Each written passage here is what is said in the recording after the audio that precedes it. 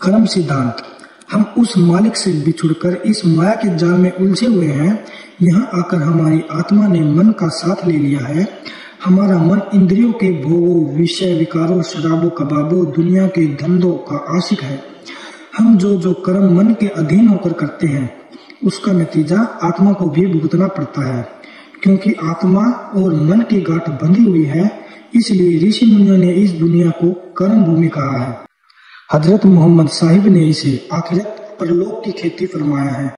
उनके वचन हैं, अल दुनिया मजरत उल आखिरत।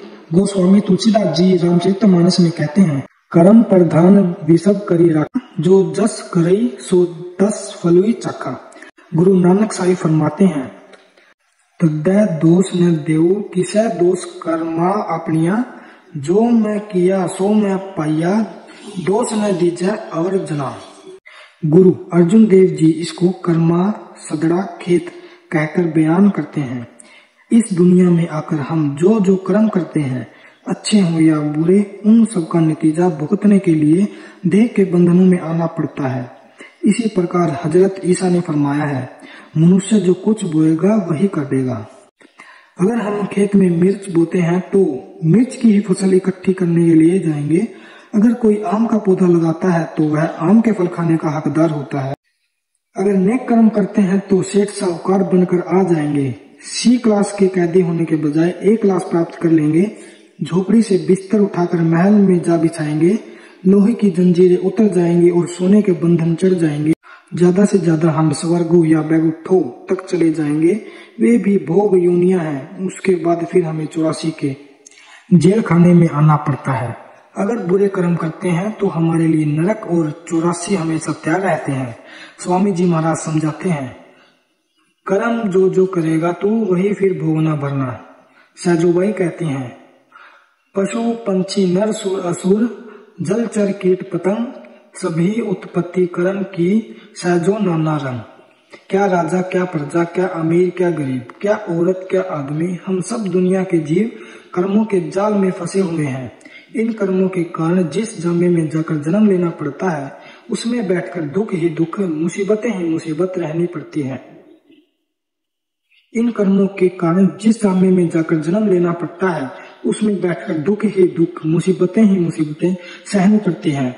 उस मालिक से बिछुड़कर किसी भी योनि में हम कभी सुख और शांति प्राप्त नहीं कर सकते। उस मालिक से बिछुड़कर किसी भी योनि में हम कभी सुख और शांति प्राप्त नहीं कर सकते। किसी भी योनि की खोज करके देख कि क्या उसमें किसी को सुख मिलता है। हर रोज इंसान की खुराक के लिए हजारों तरह के जानवर जीव किए जाते हैं। किस तरह उनकी गर्दनों पर छुरियां लगाई जाती हैं। क्या हम ऐसे मुर्गी, भेड़ या बकरी के जामे में जाकर सुख प्राप्त कर सकते हैं? हम कभी यह विचार ही नहीं करते कि जिन जानवरों की गर्दनों पर हम जीभ के स्वाद के लिए बेरहमी से छुरियां चला रहे हैं, अगर हमें अपने कर्मों के कारण उन जामों में जाना पड़े और हमारी गर्दन पर छुरियां और कुल्हाड़ियां हो तो हम क्या महसूस करेंगे? कई बार जिस समय डॉक्टर टीका लगाने के लिए एक पतली सी सुई गर्म करता है और हमारा शरीर डर से कांपना शुरू कर देता है, हालांकि वह टीका हमारे फायदे के लिए ही होता है। ऊंट के जामे की हालत देखें, किस तरह उस पर बोझ लदा हुआ है और किस तरह आगे नकेल से खींचा जा रहा है। तांगे के घोड़े की हालत हम देखते हैं कि उस पर कितनी सवारियां बैठी हैं और किस तरह उस पर धड़ाधड़ चाबुक पड़ रहे हैं। बैल के जामे के बारे में सोचें, उसे सारा दिन किसान हल में जोतते हैं। अगर वह थक कर गिर भी जाता है तो भी वे लोहे की आर मार मार कर उसे उठाकर फिर उसी तरह हल में चलाए जाते हैं। मतलब यही है कि किसी भी जामे को लेकर देख ले, हर जामे में दुख ही दुख है, मुसीबत ही मुसीबत दिखाई देती है। निचले जामों की हालत तो अलग है। मनुष्य के जामे के बारे में अच्छी तरह विचार करके देख लें, कितने दुख और कितनी मुसीबत हर रोज उठानी पड़ती है। हालांकि इस जामे को सृष्टि का सरताज, टॉप ऑफ द क्रिएशन कहते हैं। ऋषि मुनि इसे नर नारायणी देह कहकर समझाते हैं। मुसलमान फकीर इसे अशरफुल मखलूकात कहकर बयान करते हैं और देवी देवता भी इस जामे को तरसते हैं, लेकिन फिर भी इस जामे में बैठकर कोई भी सुख और शांति प्राप्त नहीं कर सकता। कोई बीमारी के हाथों दुखी हो जाता है, कोई बेरोजगारी से तंग आ जाता है, किसी के संतान पैदा नहीं होती, वह दिन रात तड़पता है। 100 कईयों को बाल बच्चों ने दुखी कर रखा है। किसी को कर्जा चुकाना है, वह चिंता और फिक्र में सारी रात सो नहीं सकता। किसी को कर्जा वसूल करना है, वह सारा दिन कचहरी में परेशान रहता है। हम सर्दियों और गर्मियों में रोज सड़कों पर कंगालों की हालत देखते हैं कि किस तरह पेट की खातिर वे चिल्ला रहे हैं।